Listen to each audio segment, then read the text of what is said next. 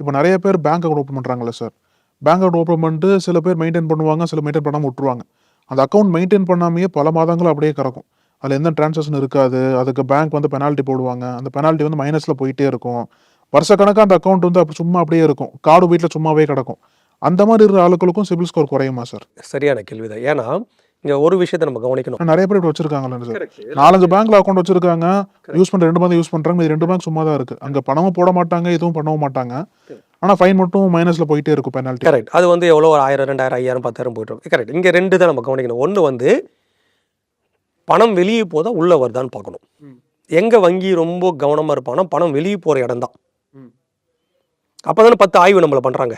நீ கட்டுவீங்களா, கட்ட மாட்டியா, எங்கே வேலை செய்கிற இடத்துல ஃபோன் பண்ணி கேட்குறது, நேரம் என்ன விசாரிக்கிறது, வீட்டாண்ட வந்து முகவரி வெரிஃபை பண்ணுறது, உங்கள் ஃபோனில் வெரிஃபை பண்ணுறது, மெயிலில் உங்களுக்கு கன்ஃபார்ம் பண்ணுறது, இதெல்லாம் பணம் ஏன்னா அவங்க கொடுக்க போகிறாங்க. அப்போ இதில் தான் அவங்க ரொம்ப ஆய்வு பண்ணி ரொம்ப ஜாக்கிரதையாக இருப்பாங்க. இந்த இடத்துக்கு தான் அவங்களுக்கு சிபில் பிரச்சனை வரும்.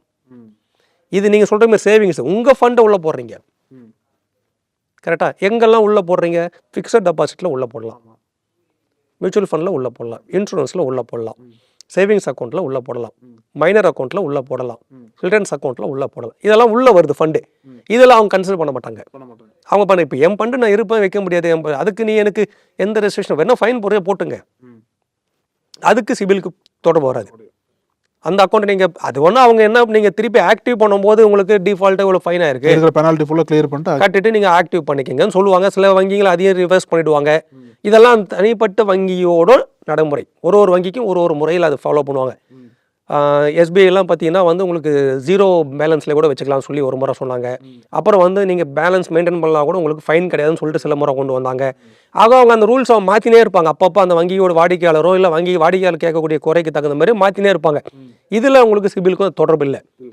வங்கியிலேருந்து வெளியே போகிற பணம் அது எந்த ரூட்டில் போனாலும், கிரெடிட் கார்டு வழியாக போனாவோ, தனிநபர் கடனாவோ, 2 வீலரோ, ஹவுசிங் லோனோ, இல்லை கோல்டு லோனோ, எப்படி வெளியே பணம் போனாலும் இதை மானிட்டர் பண்ண ஆரம்பிச்சிருவாங்க. இதில் தான் உங்களுக்கு மொத்தத்தையும் அனலைஸ் பண்ணி ஸ்கோர் வருது. அதனால தான் இதுக்குள்ளே நம்ம சொன்ன மாதிரி நீங்கள் 10 அக்கௌண்ட் வச்சுருக்கலாம் இருக்காங்க, அவங்களுக்கு இந்த ஒரு பிரச்சனை இல்லை. இதால் சிபில் பாதிப்புன்னு பிரச்சனை இல்லை.